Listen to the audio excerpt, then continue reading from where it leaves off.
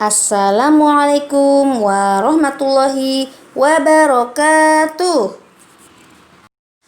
Apa kabar generasi Khairul Ummah? Alhamdulillah, luar biasa. Tetap semangat. Allahu Akbar. Sebelum belajar, marilah kita berdoa bersama-sama terlebih dahulu ya. Ista'adattum. Tangan diangkat sejajar bahu. A'udzu billahi minasyaitonir rajim. Bismillahirrahmanirrahim.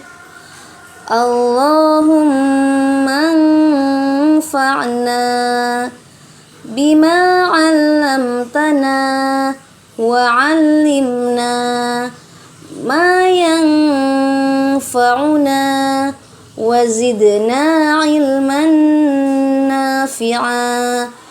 Rabbi zidna ilma warzuqna fahma birahmatika ya arhamar rahimin. Kita baca dalil bahasa Indonesia bersama-sama ya. Qala Allah Ta'ala, wa man ahsanu qawlan mimman da'a ila Allah wa amila sholiha wa qala innani minal muslimin.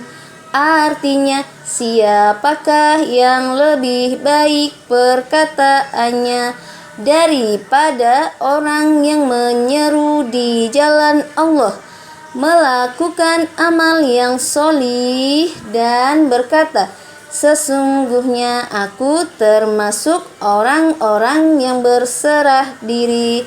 Quran Surah Fussilat ayat 33. Alhamdulillah, tadi kita sudah membaca doa bersama-sama. Nah, hari ini kita akan belajar pelajaran bahasa Indonesia, Al-Lughatul Indonesia.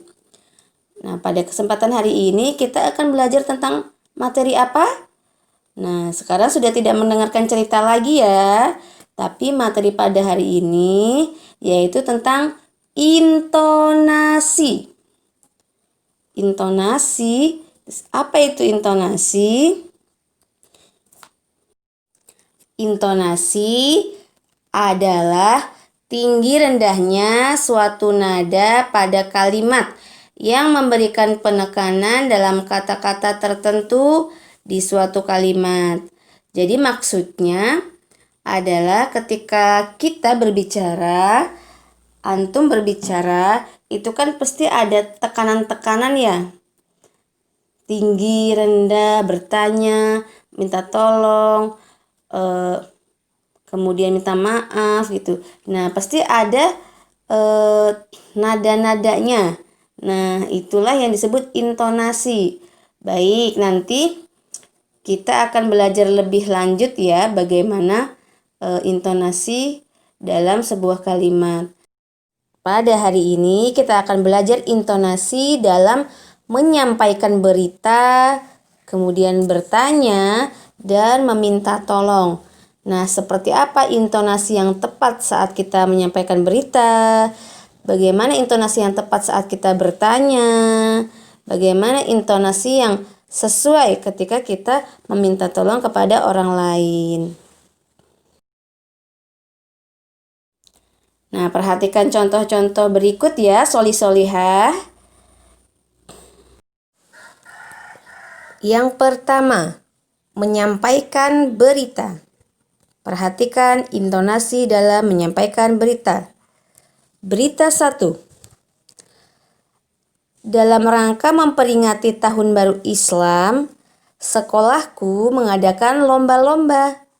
Ada lomba pildacil, MHQ, kaligrafi, dan poster. Siswa-siswi semangat mengikuti kegiatan tersebut.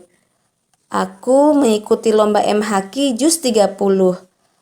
Alhamdulillah, aku menjadi juara 1. Berita kedua. Tadi pagi ada kecelakaan di jalan raya. Sebuah bus pariwisata menabrak truk. Banyak orang berkumpul melihat kejadian itu. 2 orang meninggal akibat kecelakaan tersebut. Berita 3. Kemarin di Masjid Ad-Du'a ada tablik akbar. Ustadz Adi Hidayat yang menjadi pematerinya. Jamaahnya ramai sekali. Ustadz Adi Hidayat berceramah tentang keutamaan menghafal Al-Quran. Coba di rumah praktikkan cara menyampaikan berita seperti yang tadi Ustazah bacakan atau Ustazah contohkan ya. Sekarang kita akan belajar intonasi ketika bertanya. Bagaimana cara bertanya dengan nada yang baik dan ahsan. Perhatikan contoh bertanya dengan intonasi yang benar ya. Contoh yang pertama. Siapa yang menjadi juara 1 lomba Pildacil? Contoh kedua, apa yang akan terjadi jika kita bermalas-malasan dalam murojaah? Contoh ketiga, di mana kamu menyimpan buku tahsinmu? Contoh 4, kapan kamu bermain ke rumahku? Contoh kelima, mengapa kamu tidak semangat belajar? Contoh yang terakhir, bagaimana cara membuat salad buah yang enak dan segar? Dalam bertanya, biasanya intonasinya itu ada ayunannya, mengayun. Ya. Seperti tadi yang Ustazah contohkan di ujung-ujung kalimatnya itu mengayun. Sekarang di rumah coba dipraktekkan ya cara bertanya yang baik kepada ayah, kepada ibu ya. Materi yang ketiga yaitu intonasi ketika meminta tolong. Perhatikan contoh meminta tolong dengan bahasa yang ahsan. Contoh 1. Bunda, bolehkah saya meminta tolong untuk dibacakan cerita Nabi? Contoh kedua. Bisakah kamu membukakan botol minumku? Contoh ketiga. Jundi, tolong bantu aku mengangkat meja ini. Aku tidak kuat mengangkat sendirian. Contoh keempat. Nadia, tolong ambilkan sapu yang ada di kantor. Contoh kelima. Bisakah kamu membantuku membersihkan kelas ini? Dalam meminta tolong, kita bisa menggunakan intonasi-intonasi yang tidak bersifat memerintah ya. Nah, dalam meminta tolong juga sebaiknya kita menggunakan kata tolong ya. Tolong. Jadi ketika minta tolong maka gunakan kata tolong. Nah, tetapi bisa juga kita itu tidak menggunakan kata tolong namun diganti dengan kata-kata yang lain, contohnya seperti bisakah. Nah, sebenarnya ketika kita bertanya kepada teman kita, bisakah kamu membukakan botol minumku?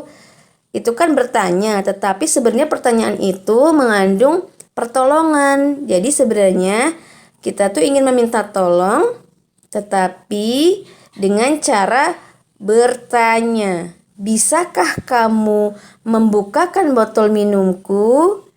Nah, dalam contoh tersebut kan tidak ada kata tolong ya. Tetapi sebenarnya di situ mengandung permintaan tolong.